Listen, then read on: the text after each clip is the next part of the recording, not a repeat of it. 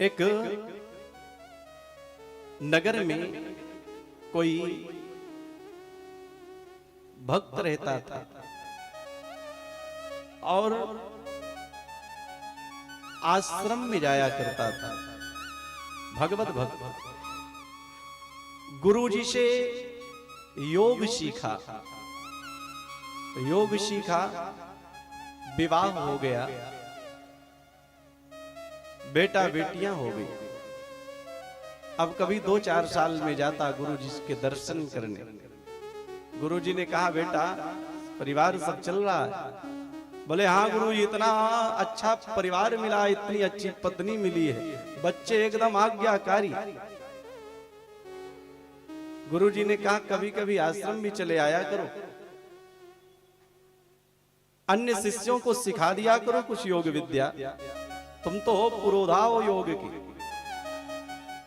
शिष्य ने कहा, गुरुजी क्या बताएं, घर छोड़ने पर पत्नी कहती है प्राण निकल जाएंगे, आपके बिना नहीं रह पाएंगे। बच्चे यदि एक दिन के लिए कहीं चला जाता हूं तो बच्चों को बुखार आ जाता है, माता पिता बेहाल हो जाते हैं।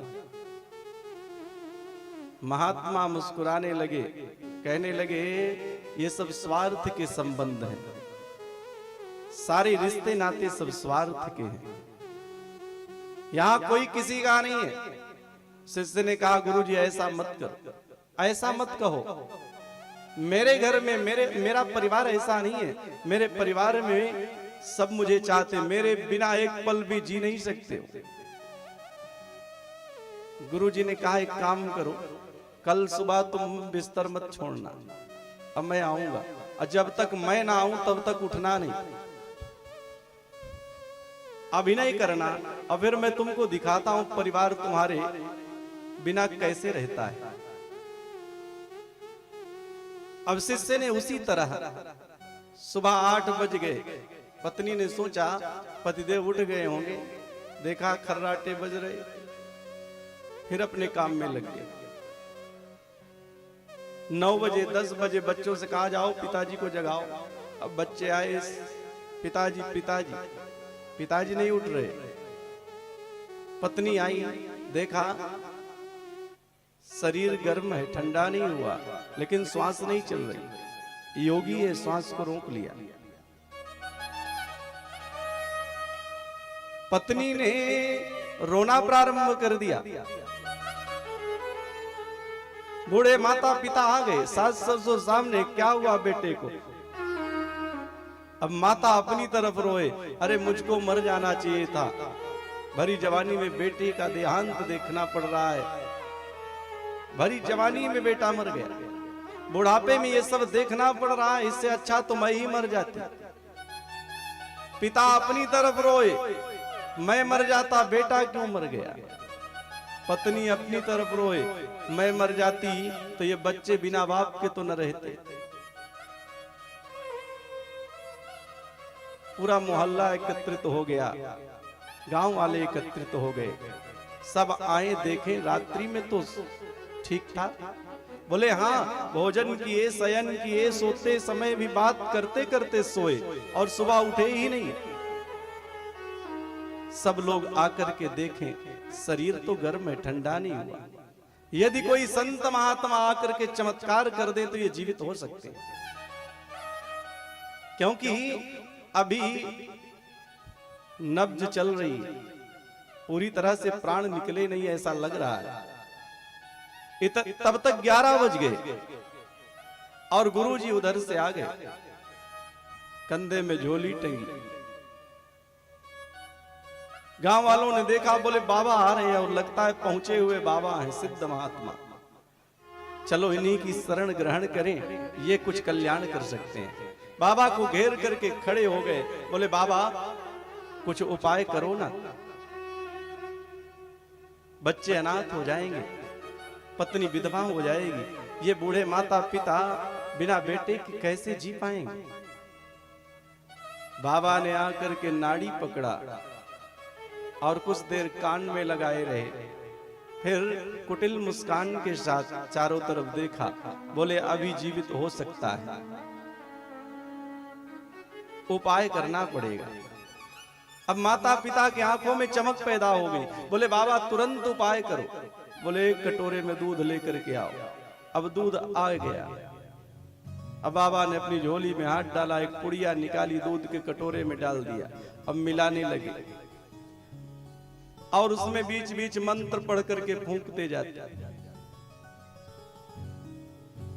बोले भी ये दूध सिद्ध हो गया। अब ये जो भी इस दूध को पिएगा थोड़ी देर में उसकी मृत्यु हो जाएगी और उसके प्राणों का आकर्षण करके मैं इसमें डाल दूंगा, ये जीवित हो जाएगा। सबसे पहले पिता की ओर बढ़ाया, आप पी लीजिए ना। पिता ने दूध की ओर देखा, महात्मा की ओर देखा और कहने लगे बाबा पी तो लेता, लेकिन कोई क्या गारंटी है मैं मर जाऊं, ये ना जीवित हो पाए तो मेरी बुढ़िया की देखभाल कौन करेगा, और ये ना जीवित हुआ तो बहू चली जाएगी मायके, क्या भरोसा। मैं नहीं पीने वाला। बुढ़िया की ओर बढ़ाया, माता जी आप पियो। माता जी ने बुढ़ऊ की ओर देखा और कहने लगी कदाचित वही हाल मेरे भी हुए, मैं मर गई तो इनको रोटी कौन देगा बुढ़ापे, बिना दांत के हैं। अब मुलायम रोटी बना के बहू कैसे देगी। मैं नहीं पीने वाली बाबा। पत्नी की ओर देखा, बोले बेटी तुम ही पी लो, तुम्हारा तो पति है, बिना माँ के बच्चे बाप की छत्र छाया में जी लेंगे, पालन पोषण ये कर लेगा। पत्नी ने बाबा की ओर देखा और पति की ओर दृष्टि डाली और कहा बाबा दो ही बच्चे हैं मेरे, पिता के यहाँ जाकर के जीवन यापन कर लूं, क्या पता मैं मर जाऊं और ये बच्चे अनाथ हो जाएं, ये न जी पाएं। अब मैं बिना मां के अनाथ बच्चे नहीं कर सकते। महात्मा ने चारों तरफ देखा, बोले अब क्या करें, क्या हम ही पी जाएं।